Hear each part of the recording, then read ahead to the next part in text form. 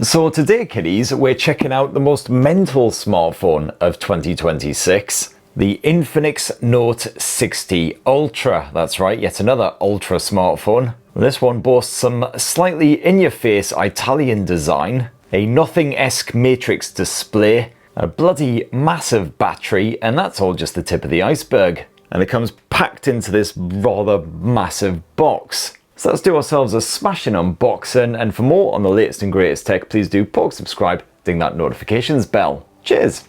So first up, let's see if I can actually get this bloody thing open. Some sort of, yeah, there we go. Get ready for le grand reveal. Okay, do these come out? They come apart. And of course it's upside bloody down. Sodden amateur hour, as usual. Ta-da! Oh, bollocks. So what else do you actually get stuffed in this enormous box? Well, you've got a USB charging cable. You've got a 100 watt Infinix charger, 2-pin. You've got a wireless charging pad. You've got a crap pair of plasticky Type-C earphones for some reason. I haven't seen one of those bundled with a phone for a while. We've got a Kevlar mag case, as Infinix calls it, which you can slap onto your Infinix Note 60 Ultra. Eventually. Hang on. Come on, you bugger. There we... No, we don't. Oh, you bastard. Come on, you little git. There we go. Which you can quickly and easily slap onto your Infinix Note 60 Ultra just to add a nice bit of extra protection, and also, did that the wrong way, also allows you to slap on that magnetic charger.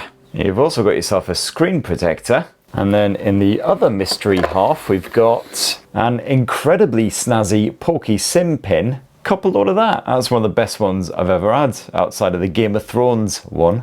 And you've also got this thing, whatever this is. Oh, hang on, I think you check the wireless charging pad in there, and then yeah, that's just like where you just slap the phone basically. Proper bloody heavy, would make a good paperweight. Anyway, some proper grown, sternly exciting stuff, and that's before you even get to the bloody smartphone. And for the Note 60 Ultra, Infinix apparently partnered with Pininfarina, an Italian design company that's previously partnered apparently with Ferrari and Alfa Romeo. Of course, everything your Uncle Spurt knows about design could comfortably fit on one side of a Pringle. In fact, I'm reasonably sure I'm saying Pininfarina a little bit wrong. But anyway, you've got it written right there on the bloody camera bump if you ever forget it. Not to mention the edge of the phone as well. And the Infinix Note 60 Ultra, as you can see, a little bit of a chunkster. Mostly thanks to that whopping great wodge of a camera bump up top. And it weighs 220 grams, which is more than some book-style foldable phones that I've been testing out lately. It's only a proper heft to it, but you can tell it's a premium style device at least. Got a metal frame, got glass front and back. It's Gorilla Glass 7i up front, so should prove reasonably scratch resistant.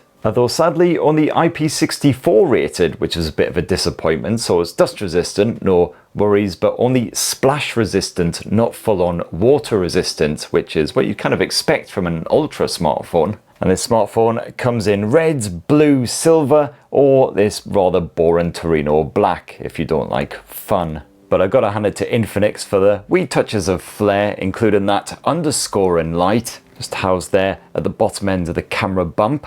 And just like the Pro model, you also have the old matrix display, similar to the Nothing Phone 3, which can notify you of any new stuff that's demanding your attention. You can play a fun little animation when you're bopping along to some music. You've got some pixel pet shenanigans, which is far too cute for my liking. And you can also play some very simple wee mini games if you're absolutely desperate. Let's face it, don't think it'll be replacing my hobby of drinking myself into a coma anytime soon.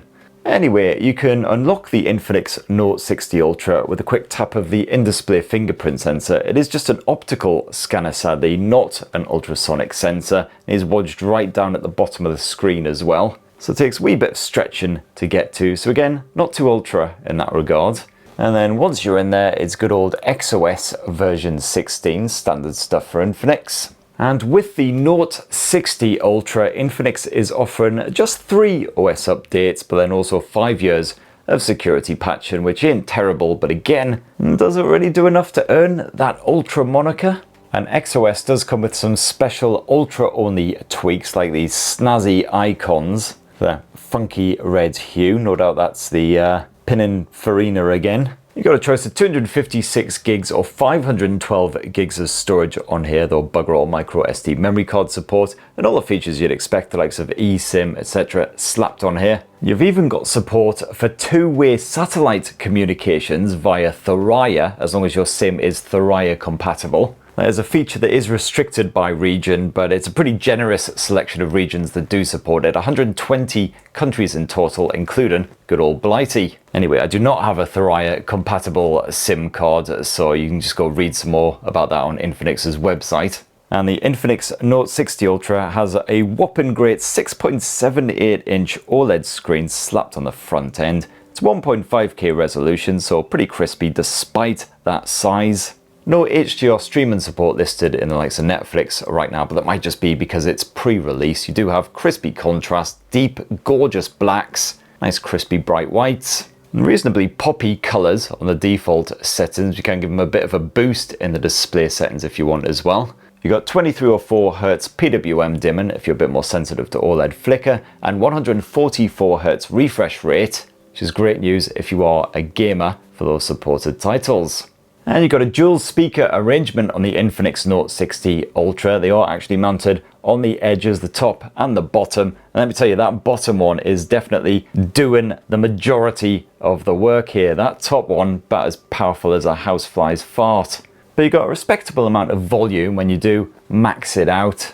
The clarity is not bad at all. Bass could use some help, but the Bluetooth streaming seems absolutely fine.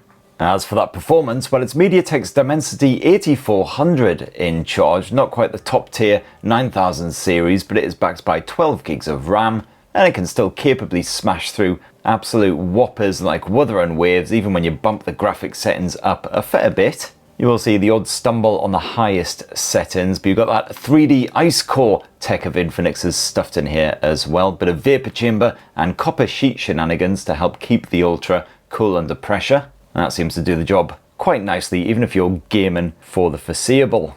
And hey, cracking news for the battery tech as well, because you've got a 7000 milliamp hour cell stuffed in here. So even the most demanding users will be able to happily enjoy a full proper bit of all-day play on a single charge. That's with tons of camera play, fair bit of gaming, all that good stuff. And even if you do somehow manage to wipe it out, well, it'll recharge nipply enough thanks to the 100 watt wired charging support and 50 watt wireless charging. And so let's finish this cracking unboxing of the Infinix Note 60 Ultra with a squint at the camera tech. This is headed up by a 200 meg main shooter using Samsung's Isocell HPE sensor. It's 1/1.4 inches, so a pretty good size. And backed here by a 50 meg telephoto shooter using Samsung's JN5 sensor. It's got 3.5 times optical zoom. You can punch in all the way up to 100 times if you so desire. And you've also got yourself an 8 megapixel ultra wide angle shooter. Now, if you've used Infinix's camera app before, you know it's pretty feature dense, not the friendliest around, that's for sure. Lots of different features and tools all kind of squirreled away somewhere in the UI. But I certainly plenty to play around with, including all the usual standard modes like portrait mode, got a bit of night mode, action, and of course a dedicated pro mode, which gives you full access to all of the usual controls, autofocus, white balance, ISO levels, though no apparent way to shoot in RAW, sadly.